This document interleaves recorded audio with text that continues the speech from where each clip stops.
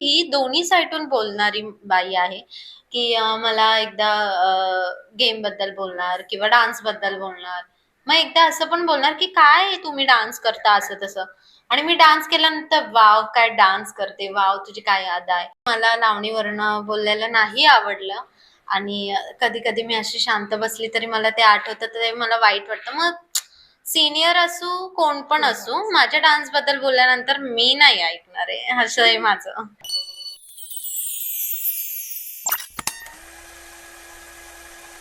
नमस्कार, मी कस्तुरी सिनेचित्रमध्ये तुमच्या सगळ्यांचं खूप स्वागत आहे. बिग बॉस हा खेळ सुरू झाला आणि बघता बघता 2 आठवडे झाले. तुम्हा आम्हा सर्वांची आवडती राधा पाटील आता आपल्या घराबाहेर आहे. खूप स्वागत राधा. खरं तर हे इविक्शन तुझ्या चाहत्यांना आवडलेलं नाहीये, पण आता फायनली घराबाहेर आली आहे. कसं वाटतंय एकदा आणि आता सगळ्यांना पुन्हा एकदा भेटणार आहे. सगळं नव्याने पुन्हा एकदा सुरू होतंय. सो कसं वाटतंय? वाईट पण वाटतंय, छान पण वाटतंय. पण बाहेर आल्यानंतर मला एक असं वाटतं, की आपण आपले शो करायला पाहिजे. खूप छान. सो जेव्हा निर्णय घेतला घरात जाण्याचा, कुठेतरी असं वाटलं की ज्याच्यावर आपलं घर चालतं ते शो आता बंद होणार आहेत काही दिवसांसाठी, काही महिन्यांसाठी. सो हा डिसिजन घेताना तुझ्यासाठी किती चॅलेंजिंग होतं? कारण का संपूर्ण मुली तुझ्यावर अवलंबून आहेत. सो हे कसं सगळं मॅनेज झालं? नाही, माझ्या ग्रुपशी पण माझी चर्चा झाली, परत माझ्या घरातल्यांची. तर मी त्यांना समजावलं होतं, की 3 महिन्याचीच गोष्ट आहे फक्त आणि त्याच्यामध्ये जर मी आली तर चांगलीच गोष्ट आहे. आणि जर 3 महिने पूर्ण झाल्यानंतर तर तुम्हाला मी डबल पेमेंट देईल असं आमचं झालं होतं. तर नाही, पण त्यांचं म्हणणं होतं, की "दीदी तू आधी बिग बॉस कर. तू अजून नाव होईल, अजून छान तू करू शकतेस. लोकांना दाखव तू कशी आहे. तू बघण्याचा दृष्टिकोन तू चेंज करू शकते." असं तसं त्यांचं मत होतं. त्यांनी मला असं नाही सांगितलं, की जाऊ नकोस वगैरे असं.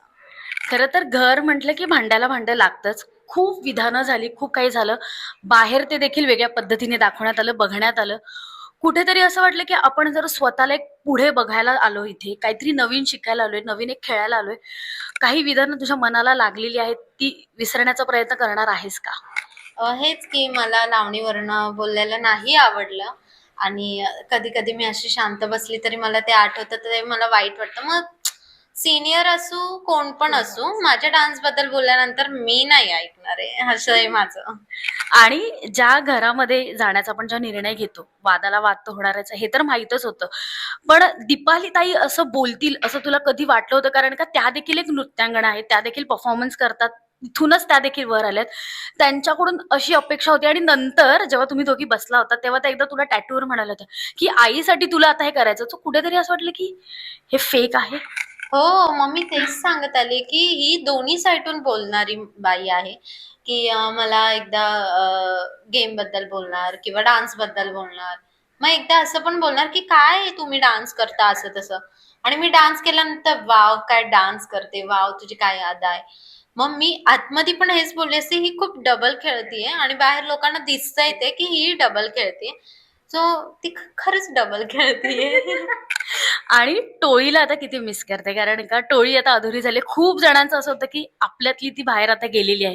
सो त्याबद्दल काय सांग? मी पण त्यांना खूप मिस करते आणि मी बाहेर जाताना तर सगळं घर रडत होतं. पण रोशन दादा हे लोकं स्पेशली खूप रडत होते, तर म्हणून खूप वाईट वाटलं त्या गोष्टीचं. अरे, खूप रडतायत हे लोकं म्हणून.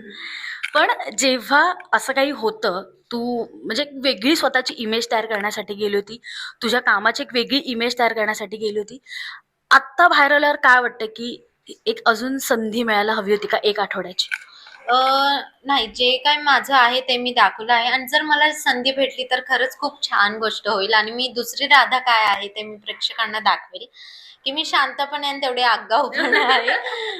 जर मला बोलतायत तर मी नाही ऐकून घेणार, मग ते सीनियर असले तरी पण. म्हणजे राधाला पुन्हा एकदा वाईल्ड कार्ड जायला आवडणार आहे. आवडणार, क्या बात आवडणार. है! जाईल, जाईल. प्रेक्षकांसाठी जाईल खरं तर, कारण की मी एवढं असं म्हणजे माझं असं नव्हतं, की बाहेर तर बाहेर ठीक आहे, मी शो करेल, माझं असं होतं. पण जेव्हा लोकांना कळालं, की मी बाहेर आली आणि त्यांचे कमेंट्स, मग त्यांचे मला मेसेज वगैरे त्यावरनं मला स्वतःला असं रडायला आलं, अरे यांची किती अपेक्षा आहे माझ्याकडून आणि मी काय केलंय हे. आणि भाऊ पण मला भाऊच्या धक्क्यावर बोलले होते, की "तू मागे मागे दिसतीयेस, तू पुढे ये, की तुझ्या पब्लिकला तुझ्याकडनं खूप अपेक्षा आहेत," असं तसं. तर ते मला आता रिग्रेट होते त्या गोष्टी. खूप गप्पा मारायच्यात पण वेळ कमी आहे. पण जाता आता मला वाटतं या इंटरव्ह्यूची सांगता तुझ्या एका गाण्याने किंवा एका काहीतरी 2 ओळी प्रेक्षकांसाठी होते. मला गाणं नाहीये. आम्ही ऐकलेलं आहे गपचूप. पण 2 ओळी, कारण का खूप जणांच्या कमेंट्स आल्या की आम्हाला राधाचा आवाज ऐकायचा. आम्ही राधाचं नृत्य बघितलं पण आम्हाला राधाचा आवाज ऐकायचा. चल तरी एक ट्राय करूयात. नको, please. तुझे ऑडियन्स, कारण का खूप हा नाही येत मला, खरंच नाही येत, नाही तर मी गायलं असतं. आता एवढे तू गाण्यावरती परफॉर्मन्स करते, एक तरी काहीतरी मला एकच आवडतंय, राज असा लावणी जी बैठकी आहे तर माझं राज सा जवळ जरा बसा जीव हा पिसा तुम्हा विन बाई कोणता करू शृंगार सांगा तरिया राजसा. खूप छान, खूप छान. आणि ऑल द बेस्ट तुला. आता पुन्हा नव्याने big boss fame Radha Patil आता स्टेजवर येणार आहे. तुझे सगळे चाहते आता तुला पुन्हा एकदा बघायला येणार आहे. खूप छान वाटलं.